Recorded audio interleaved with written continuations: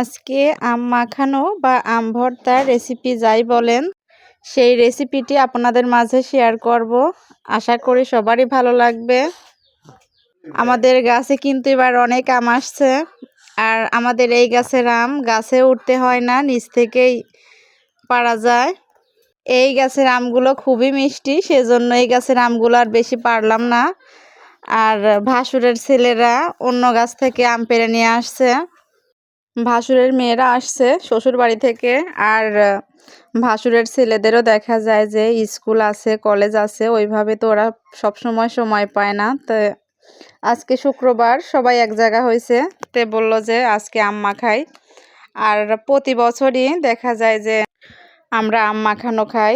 আর গ্রামের মানুষরা আসলে আম মাখানো একটু বেশিই খায়, যেহেতু গ্রামে অনেক আম আছে।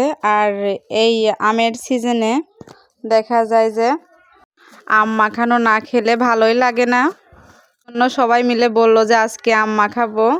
তে এই তো আম গাছ থেকে পাড়া থেকে শুরু করে মাখানো পর্যন্ত সম্পূর্ণ ভিডিও আপনাদের মাঝে শেয়ার করছি। আশা করি সবারই ভালো লাগবে। তো দেখতে থাকুন, কোথাও কোনো জায়গায় স্কিপ করবেন না। আমাদের গ্রামের প্রচলিত একটি খাবার, আর সেটা হলো আম মাখা। এই গরমে দুপুরে আম মাখানো খেতে কারই না ভালো লাগে। আসসালামু আলাইকুম, সবাই কেমন আছেন? আশা করি আল্লাহ তাআলার অশেষ রহমতে ভালো আছেন। আমিও অনেক ভালো আছি আপনাদের দোয়ায় ও আল্লাহ তাআলার অশেষ রহমতে। আর এই যে আম পেড়ে নিয়ে আসছে।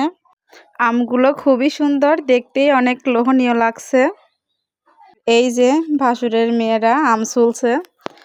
আসলে আম প্রতি বছর ওরাই মাখায়, আমি কিছুই করি না। আমার ছেলে মেয়ে নিয়ে দেখা যায় যে আমারই অনেক ঝামেলা, তো ওরাই সব কাজ করে। আজকেও তাই করছে, আইডিয়াটাও ওদের, আর মাখাচ্ছে ওরা। তো বললাম যে আমি একটু ভিডিও করি, তো বললো যে ঠিক আছে করেন। আর এই ওদের আম মাখানো দেখে ছোটোবেলার অনেক স্মৃতিগুলো আসলে মনে পড়ে গেল। ছোটোবেলা আমরাও অনেক আম মাখাইছি, কিন্তু এখন দেখা যায় সময় স্বল্পতার কারণে কিছুই হয়ে ওঠে না। যত দিন যাচ্ছে আস্তে আস্তে সংসারের ঝামেলাটাও বেড়ে যাচ্ছে, দায়িত্বও বেড়ে যাচ্ছে। তো এখন কি আর করা, ওরাই মাখাক, আমরা শুধু খাই।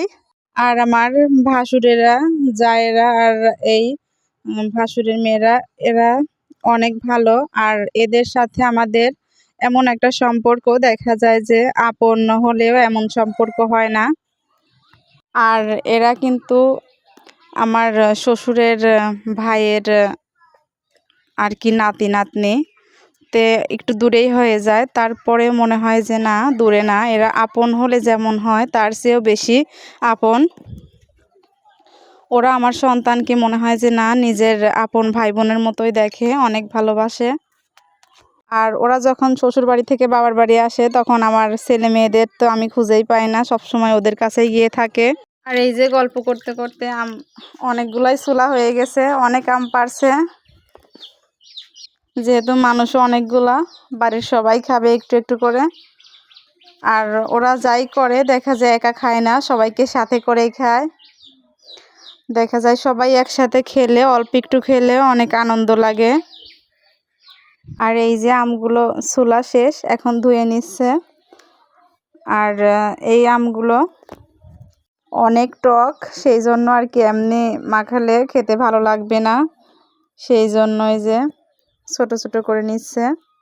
তো 4 মিনিট হয়ে গেছে এখনো পর্যন্ত। যারা আমার ভিডিওটি ধৈর্য ধরে দেখছেন, আশা করি ভালো লাগছে। তো যদি ভালো লেগে থাকে তাহলে লাইক করবেন, কমেন্ট করবেন এবং সাবস্ক্রাইব করবেন, যেন আমি প্রত্যেকটা ভিডিও ছাড়ার পরই আপনারা দেখতে পারেন। আর এই যে আম কুচি করা শেষ, এখন পেঁয়াজ ছুলছে। পেঁয়াজ মরিচ এখন ছোট ছোট করে কেটে নিবে। আর এই আম মাখাটা এমন মজা হয়, ঝাল ঝাল লাগে, আবার মিষ্টিও লাগে, খুবই স্বাদ হয়, যে একবার খাবে তার আবার খেতে মন চাইবে। আর আপনারা এইভাবে আম ভর্তা বা মাখানো যাই বলেন, এইভাবে করে খাবেন, আশা করি আপনাদেরও খুব খুব ভালো লাগবে। আর কাসুন্দি দিয়ে আম মাখালেও খুব ভালো লাগে।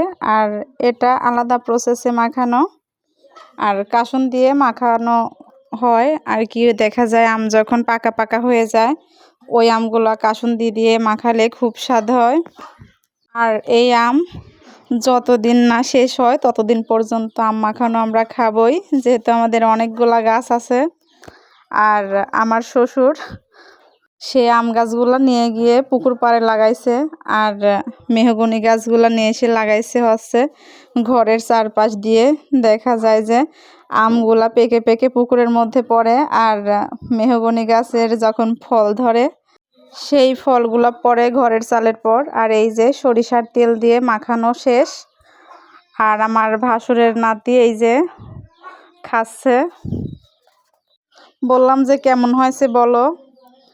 তো ওর আসলে অনেক টক তো আম, তারপরে চিনি দেওয়া হয়েছে, ওর ঝালও লাগছে আর চোকাও লাগছে, সেই জন্য কেমন যেন করে রয়েছে। ওই যে বললাম কেমন লাগছে বলো, আর এখন বলতেছে যে না সুন্দর হয়েছে।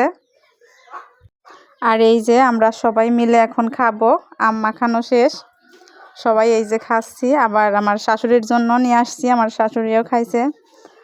আর ওরা যখন আম মাখায় তখন অনেক করে মাখায়, আর যেন সবাই খেতে পারে। আর কোথাও কোনো জায়গায় আমার কথাবার্তা কি কোনো কাজকর্মে যদি কোনো ভুল ত্রুটি হয় তাহলে ক্ষমা সুন্দর দৃষ্টিতে দেখবেন। আল্লাহ হাফেজ।